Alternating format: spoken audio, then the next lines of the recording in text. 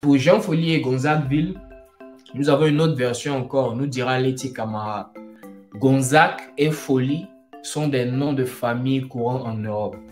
Et par voie de conséquence, ces deux lotissements peuvent avoir été créés par des colons. En effet, la toute première version qui m'a été contée dans mon enfance, milieu des années, fin des années 80, il serait des missionnaires qui ont bâti des maisons, des églises, ces lieux, et un hommage qui a été baptisé à leur nom. Bon, un peu ce qu'on disait tout à l'heure aussi dans le petit 1.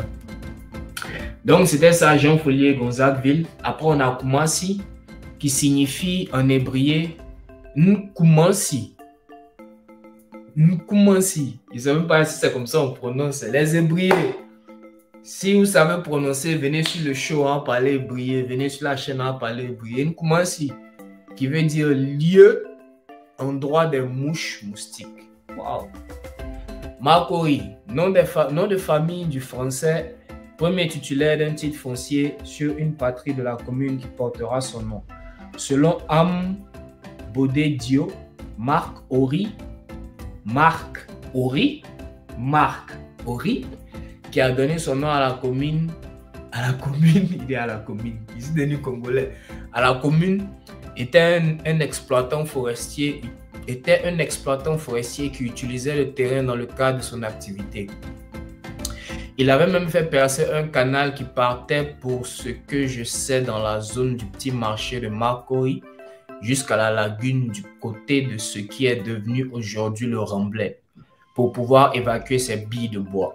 C'est ce canal qui est à l'origine du quartier Canal du Remblai et du quartier Canal en face d'Hibiscus, car ces deux quartiers sont situés sur le parcours du canal du Sieur. D'ailleurs, il semblerait que le gros caniveau situé en face de la station Oilibia du Remblai et celui du Broken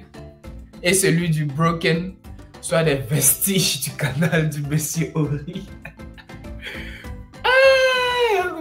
Quel est le gros caniveau?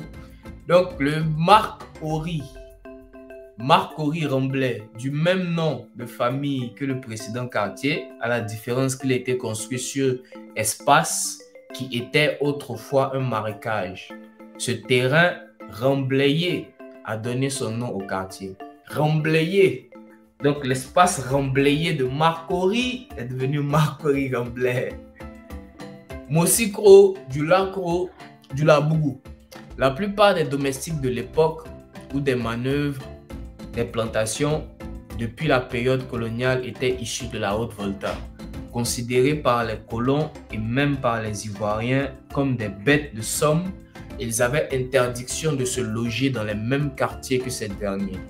Ils construisaient donc des maisonnettes en bois à la périphérie des villes qui les employaient. Ces quartiers précaires ont donc reçu le nom péjoratif de Mosikro. Il en est de même pour les quartiers des commerçants Djoula en Bambara, venus du Mali. Les quartiers ont été dénommés partout Djoula-Kro ou Djoula-Bougou pour village des commerçants. Djoula-Bougou ou Djoula-Kro, village des commerçants. Donc, la plupart des domestiques de l'époque, des manœuvres, des plantations de la période coloniale étaient issus de la Haute-Volta et considérés par les colons et même par les Ivoiriens comme des bêtes de somme. Comme des bêtes de somme. Considérés comme des bêtes de somme. C'est fort, hein? Considérés comme des bêtes de somme, ils avaient l'interdiction de se loger dans les mêmes quartiers de ces derniers. Interdiction, un peu comme un peu partout d'ailleurs. Donc, ils construisaient leurs maisonnettes en bois à gauche, à droite, ce qui deviendra bientôt Mosikro, et aussi pour les commerçants qui venaient du Mali, les Bambara, du Lacro et du Labougou.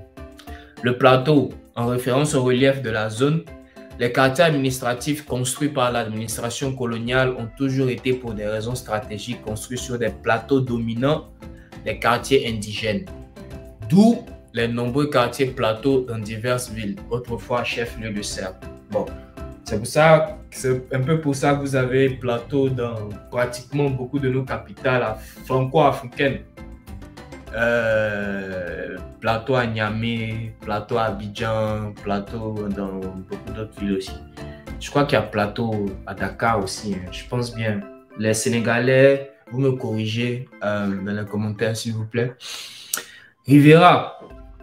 La Rivera, nom de la côte méditerranéenne, s'étendant de la part et d'autre, s'étendant de part et d'autre, et pas de la part et d'autre.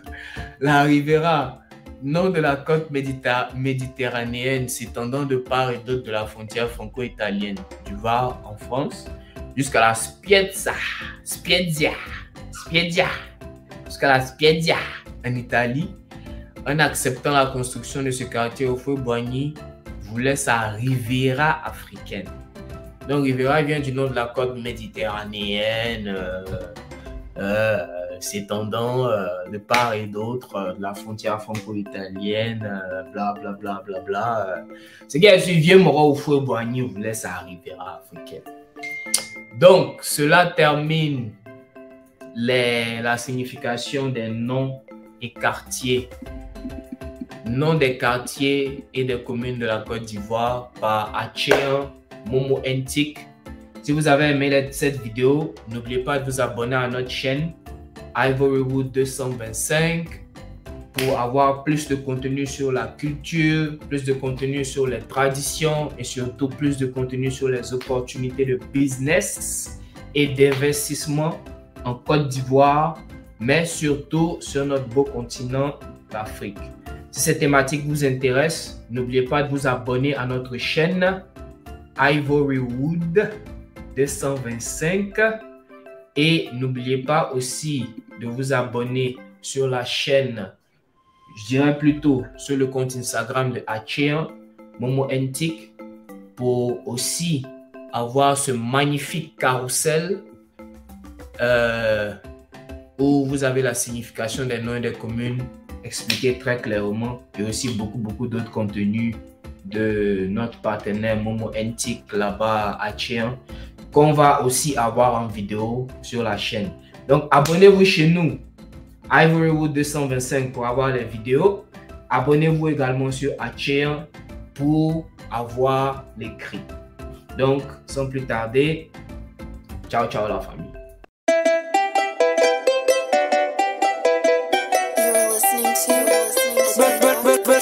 But